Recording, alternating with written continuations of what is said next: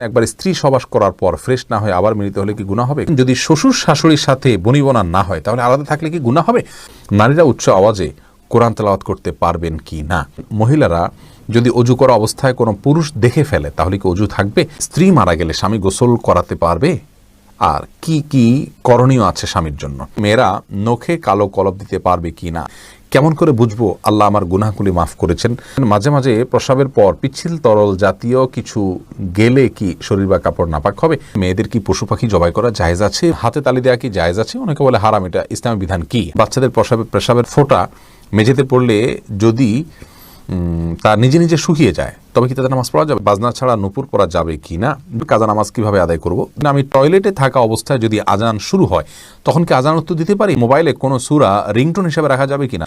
কোনো কিছুতে পা লাগলে সালাম করা কি জায়েজ? খাওয়ার সময় ছেলেদের গোপে পানি বা খাবার লাগলে তাকে হারাম হবে? টাক মাথায় চুল লাগানো যাবে কিনা? গীবতের গুনাহ থেকে বাঁচার উপায় কি? নামাজের ছোট সূরা আগে এবং বড় সূরা পরে পড়া যাবে কি না? যাদের অল্প দাড়ি তাদের চাপ দাড়ি উঠানোর জন্য কি ওষুধ ব্যবহার করা যাবে? প্রিয় দর্শক, আজ দেরি না করি চলি আমরা প্রশ্ন উত্তর দেওয়ার পর্বে। ভাই রাশেদুল ইসলাম রুবেল, আপনি জানতে চেয়েছেন টাক মাথায় চুল লাগানো যাবে কিনা, এ ব্যাপারে ইসলামের কোনো বিধিনিষেধ আছে কিনা? ভাই রাশেদ, টাক মাথায় আলগা চুল লাগানোর ব্যাপারটি একজন স্বাভাবিক অবস্থায় একজন মানুষের জন্য জায়েজ নাই, কারণ আল্লাহ রাব্বুল আলামিন বলেছেন লা তাবদীলা লিখালকিল্লাহ, আল্লাহর সৃষ্টিতে কোনো প্রকার পরিবর্তন করা চলে না। এখন কারো চুল পড়ে গেছে, তিনি আলগা চুল লাগিয়েছেন, এটা এক ধরনের প্রতারণার মতো। যেমনিভাবে চুল সাদা হয়ে গেলে সেটাকে কালো করার যে একটা প্রবণতা, নিজের বয়স লুকানোর চেষ্টা, অথবা বয়স ছাড়াও অনেক সময় সাদা হয়ে থাকে, তো এই যে নিজের অবস্থার পরিবর্তন করার চেষ্টা, এই জিনিসটাকে ইসলাম ভালোভাবে দেখে না। অতএব এটাকে স্বাভাবিকভাবে রেখে দেওয়াটাই উচিত, এবং এখানে কোনো প্রকার লুকোচুরি করা এটা অনুচিত এবং অসুন্দর। মহিবুর রহমান প্রান্ত, আপনি জানতে চেয়েছেন নামাজের ছোট সূরা আগে এবং বড় সূরা পরে পড়া যাবে কি না? ভাই মহিবুর রহমান প্রান্ত, এভাবে নামাজ পড়লে নামাজ হয়ে যাবে। যেমন সূরায়ে ফাতিহা পাঠ করার পর আপনি সূরায়ে কাউসার পাঠ করলেন, এরপরে সূরায় আপনি ফালাক পাঠ করলেন, অথবা শুরুতে আপনি সূরায়ে ইখলাস পাঠ করলেন, এরপরে সূরায়ে ওয়াইলুল লিকুল্লি পড়লেন, তাহলে সেক্ষেত্রে প্রথম রাকাতে ছোট সূরা, বড় রাকাতে বড় সূরা পড়লেন। এভাবে নামাজ পড়লে নামাজ হয়ে যাবে, টেনশনের কোনো কারণ নাই। তবে এইভাবে নামাজ পড়লে নামাজটা সুন্দর হলো না, এটা যথার্থ হলো না, সুন্নাহসম্মত উপায় হলো না। সুন্নাহ হলো প্রথম রাকাত অপেক্ষা দ্বিতীয় রাকাত একটু ছোট হবে, এবং এভাবে আপনার এই পদ্ধতিতে আমাদেরকে সালাত আদায় করতে হবে, এটা হলো সুন্নাহ। এটার ব্যত্যয় করলে নামাজ হয়ে যাবে, বাট ইচ্ছাকৃতভাবে এরকম ব্যত্যয় করা উচিত নয়। রাসূল করিম সাল্লাল্লাহু আলাইহি ওয়াসাল্লাম বিভিন্ন হাদিস থেকে দ্বারা বর্ণিত হয়েছে যে তিনি সালাতের প্রথম রাকাতের কেরাত যতটুকু দীর্ঘ করতেন, তৃতীয় রাকাতের কেরাতকে তার চাইতে একটু কম দীর্ঘ করতেন। অতএব সেটা মেনে আমাদের সালাত আদায় করতে পারলে ভালো এবং সুন্নাহসম্মত হবে ইনশাআল্লাহ বিইذনিল্লাহ। আমরা নিশ্চয়ই চাইব আমাদের সালাতটা সুন্দর হোক। আল্লাহ তাআলা কোরআনে বলেছেন সালাতকে কায়েম করতে, অর্থাৎ যথাযথভাবে সুন্দরভাবে করতে। যার সালাত যত সুন্দর তার ঈমান, তার তাকওয়া তত সুন্দর। অতএব সুন্নাহসম্মতভাবে করার চেষ্টা করব, ইনশাআল্লাহ ব্যতিক্রম হলে নামাজ হয়ে যাবে। সাইদ জায়েদ, জোনায়েদ, আপনি জানতে চেয়েছেন যাদের অল্প দাড়ি তাদের চাপ দাড়ি উঠানোর জন্য কি ঔষধ ব্যবহার করা যাবে? ভাই সাইদ জোনায়েদ, ঔষধ ব্যবহার করে দাড়ি উঠানো এটা যদি স্বাস্থ্যের জন্য ক্ষতিকর হয়, ক্ষতিকর হওয়ার কথা স্বাভাবিকভাবে, যদি ক্ষতিকর হয় তাহলে কিন্তু এটা করা জায়েজ নাই। আল্লাহ রাব্বুল আলামিন বলেছেন ওয়ালা তালকু বিআইদিকুম ইলা তাহলুকা, তোমরা নিজেদেরকে ধ্বংসের দিকে, ক্ষতির দিকে ঠেলে দিও না। অতএব এমন কোনো ঔষধ ব্যবহার করা যাবে না যে ঔষধ ব্যবহার করলে আমাদের ক্ষতি হতে পারে। আর যদি কোনো প্রকার ক্ষতি না হয় তাহলে সেক্ষেত্রে দাড়ি গজানোর জন্য তিনি যদি কোনো মেডিসিন ইউজ করতে পারেন, কোনো অসুবিধা নেই। তবে মনে রাখা উচিত আল্লাহ রাব্বুল আলামিন তাকে যেভাবে সৃষ্টি করেছেন সেটার উপরে সন্তুষ্ট থাকা, এটার মধ্যেই কল্যাণ নিহিত আছে। চাপদাড়ি বা গালভর্তি দাড়ি হলে অনেক সুন্দর দেখা যাবে, সন্দেহ নাই, কিন্তু আল্লাহ রাব্বুল আলামিন আমাকে যেভাবে সৃষ্টি করেছেন, আল্লাহর এই ফয়সালায় সন্তুষ্ট হয়ে যাওয়া, এটার ভিতরেও কিন্তু এক ধরনের তৃপ্তি আছে, এর মধ্যে এক ধরনের শান্তি আছে। এই জন্য এই ধরনের পথগুলো অবলম্বন না করা ভালো। কিন্তু যদি স্বাস্থ্যের জন্য ক্ষতিকর কিছু না হয় তাহলে করতে পারেন, কোনো নিষেধাজ্ঞা নেই। তামান্না ইসলাম সেতু, আপনি জানতে চেয়েছেন মেয়েদের কি পশু পাখি জবাই করা জায়েজ আছে? বোন, অবশ্যই জায়েজ আছে। মুরগি, হাঁস, এই জাতীয় পশু পাখি, গরু, এগুলো জবাই করার ক্ষেত্রে অনেক উদাহরণ আমাদের সমাজে আছে। যেমন ভাই বোন দুজন মিলে একসাথে গরু জবাই করতে পারবেন না শেয়ারে, তারপরে আপনার মেয়েরা গরু বা ছাগল বা কোনো পশু জবাই করতে পারবেন না, গোসল ফরজ অবস্থায় গরু ছাগল জবাই করা যাবে না, স্বামী স্ত্রী একজন ধরবেন একজন জবাই করবেন এভাবে করা যাবে না, এরকম নানাবিধ কথা আমাদের সমাজে প্রচলিত আছে। এগুলো সবগুলো ভ্রান্ত ধারণা। ছেলেরা যেমন জবাই করতে পারবেন, মেয়েরাও কিন্তু সেভাবে আপনার জবাই করতে পারবেন, কোনো অসুবিধা নেই। জবের যে শর্ত আছে বিসমিল্লাহ আল্লাহু আকবার বলে জবাই করে ফেলবেন। মোহাম্মদুল্লাহ হাবিব আপনি জানতে চেয়েছেন, হাবিবি আপনি জানতে চেয়েছেন রেস্টুরেন্টে মুরগি দ্বারায় তৈরি কোনো খাবার গ্রহণের সমস্যা আছে কি, বিশেষ করে ড্রেসিংয়ের ব্যাপারে। দেখুন, রেস্টুরেন্টে মুরগি খেতে পারেন যদি আপনার কোনো হারামের কোনো আলামত না থাকে বা প্রবল কোনো সন্দেহ না হয় যে এখানে হারামের মিশ্রণ আছে। শুধু খুঁতখুঁতে স্বভাবের কারণে এটাকে বর্জন করার হারাম মনে করার কোনো কারণ নেই। আর ড্রেসিংয়ের বিষয়ে ডক্টর খন্দকার আব্দুল্লাহ জাহাঙ্গীর রহমানুল্লাহর গবেষণা সবচেয়ে আমার কাছে সমৃদ্ধ এবং যুক্তিসঙ্গত মনে হয়। আব্দুল্লাহ জাহাঙ্গীর রহমাহুল্লাহর গবেষণাটির আগে আমরা ভিন্ন যে গবেষণা আছে সেটা বলছি। আমাদের দেশে অনেক ওলামা একরাম মনে করেন যে মুরগির ড্রেসিং করলে সে মুরগি খাওয়া জায়েজ নাই, এবং সেক্ষেত্রে তাদের যুক্তি হলো যে মুরগি জবাই করার পর তার পেটে যদি ড্রেসিং বলতে নাড়িগুড়ি বের করা ছাড়া যদি ড্রেসিং করা হয়, তার পেটে যদি নাড়িগুড়ি থাকে ওই অবস্থায় যদি গরম পানিতে চুবানো হয় চামড়াটা পৃথক করবার জন্য, তাহলে সেক্ষেত্রে আপনার ভেতরের যে নাপাকগুলো আছে, তার মল আছে, নাড়ি ভুঁড়ির ভেতরে ময়লা আছে, সেগুলো গোশতের সাথে মিশে যেতে পারে। তাহলে নাপাক মিশে গেলে আর খাওয়া যাবে না। এই জন্য ড্রেসিং এভাবে করা, অর্থাৎ পেটে নাড়ি ভুঁড়ি রেখে পানিতে গরম পানিতে ড্রেসিং করা ওলামা একরাম নাজায়েজ বলেন। আর আব্দুল্লাহ জাহাঙ্গীর রহমাহুল্লাহ যুক্তি হলো যে আসলে যেহেতু এটা কয়েক সেকেন্ডের ব্যাপার, জাস্ট চুবানো হয় এবং উঠানো হয়, এই কয়েক সেকেন্ডের মধ্যে আপনার ওই নাড়ি বুড়ির যে ময়লা সেটা গোশতের মধ্যে চলে যায় না, পৌঁছে যায় না। এটাই হলো বাস্তবতা। এত অল্প সময়ের ভিতরে এটা পৌঁছে যায় না। কয়েক সেকেন্ডের গরম পানিতে থাকলেই যে এই নাপাকটা ওখানে মিশে যাচ্ছে সে তেমনটি বলা যায় না। বিশেষ করে সে মুরগিতে নাপাকের কোনো গন্ধ, বর্ণ, আলামত কিছুই থাকে না। তাহলে সেক্ষেত্রে এভাবে ড্রেসিং করলে মুরগি খাওয়া যাবে না, এমনটি সঠিক নয়। আর এই মতটাই আমার কাছে বেশি যুক্তিসম্মত মনে হয়। এরপরে ফাহিম আপনি জানতে চেয়েছেন স্ত্রী মারা গেলে স্বামী গোসল করাতে পারবে আর কি কি করণীয় আছে স্বামীর জন্য। দেখুন, স্ত্রী মারা গেলে স্বামী গোসল দিতে পারবেন কি না, এই বিষয়টি ওলামা একরাম ইমামগণের মধ্যে মত পার্থক্য আছে। ইমাম আবু হানিফা রাহিমাহুল্লাহর মত হলো যে স্ত্রী মারা গেলে স্বামী তাকে গোসল দিতে পারবেন না। তার কারণ হলো তিনি মনে করেন মৃত্যুর সঙ্গে সঙ্গে বৈবাহিক সম্পর্কটা আর থাকে না, ছিন্ন হয়ে যায়, যার কারণে তারা মাহরামের মতো হয়ে যান। এখানে অন্য কোনো মেয়েরা গোসল দিবেন।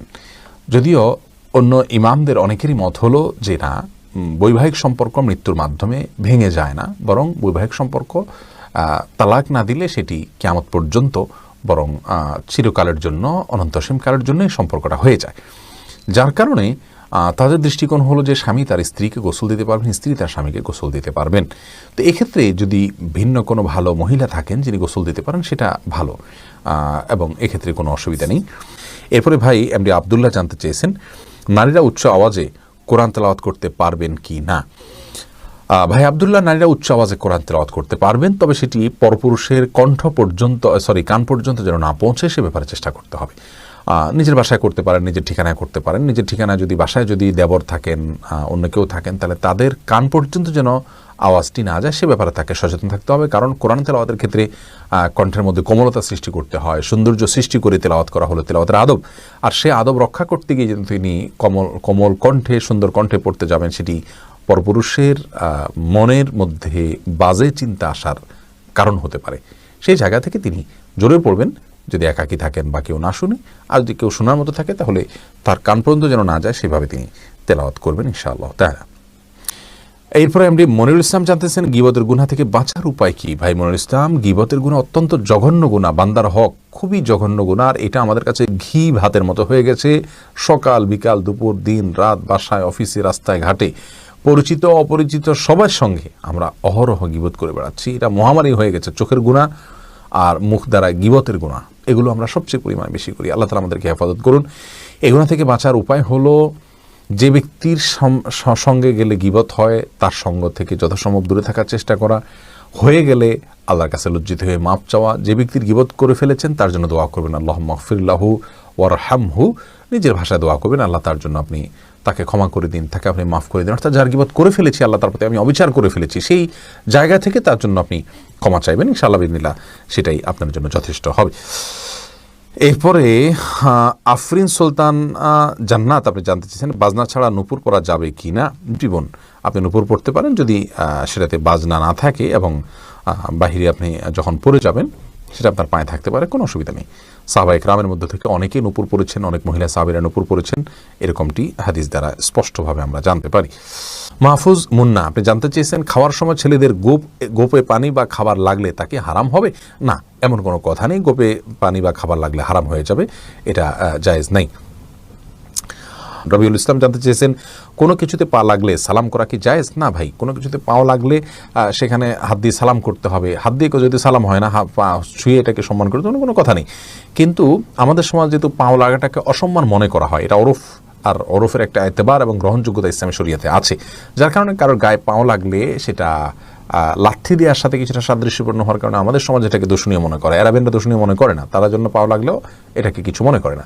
তো আমাদের সমাজে যদি দূষণীয় মনে করা হয়, সেহেতু যার কাছে যার গায়ে পাওয়া লেগেছে তাকে যদি আপনি একটু টাচ করে আপনি আসলে পাওয়া লাগাতে চাননি, হাত লাগাতে চেয়েছেন অথবা অশ্রদ্ধা করতে চান, এটা বোঝাতে চান, তাহলে সেটা ঠিক আছে, এটাতে দোষের কিছু নেই। তবে এর মানে এই নয় যে তাকে আপনি সালাম দিবেন।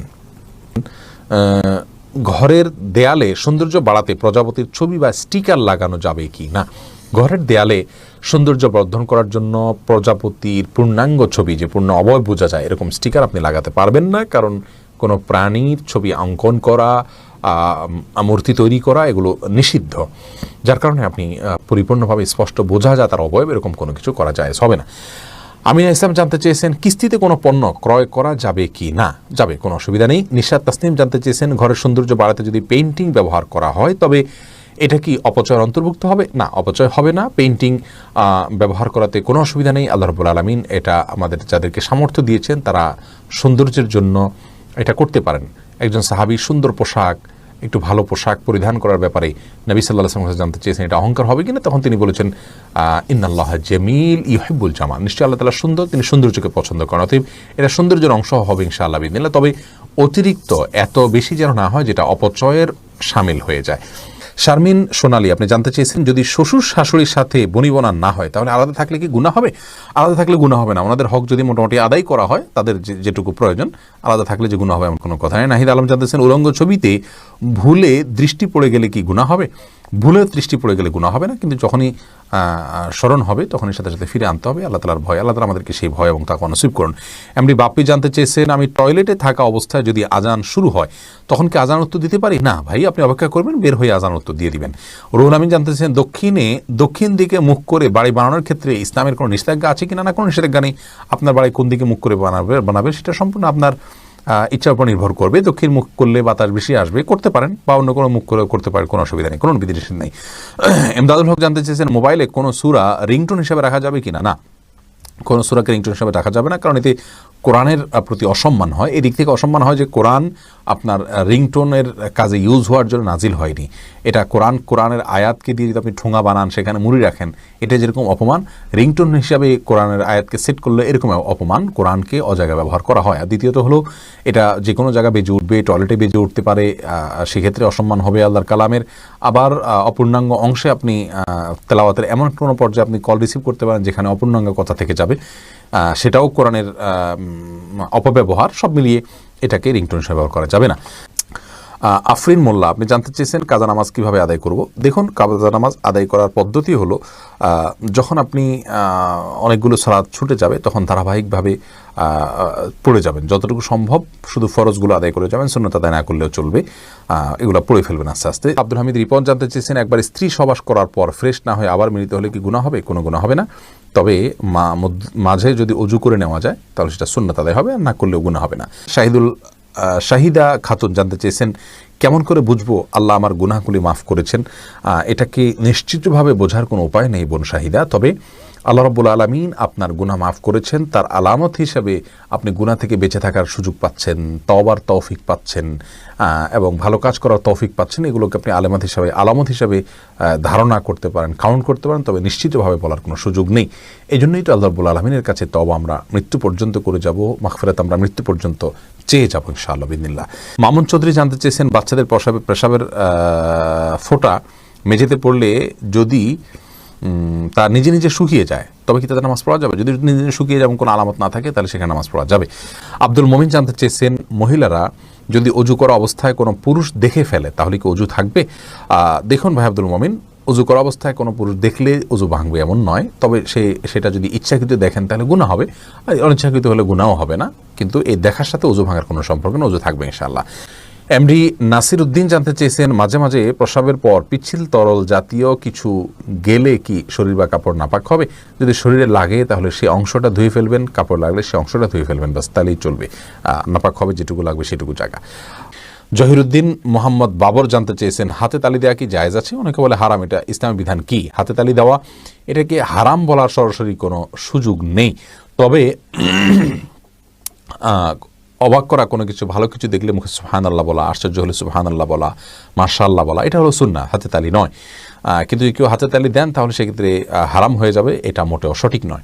খোকর মিজি জানতে চেয়েছেন, মেয়েরা নখে কালো কলপ দিতে পারবে কি না? নখে যদি কলপ দেন এবং তাতে যদি আলাদা আবরণ পড়ে যায় যেটা খোসার মতো উঠে, তাহলে সেক্ষেত্রে ওইটা দিয়ে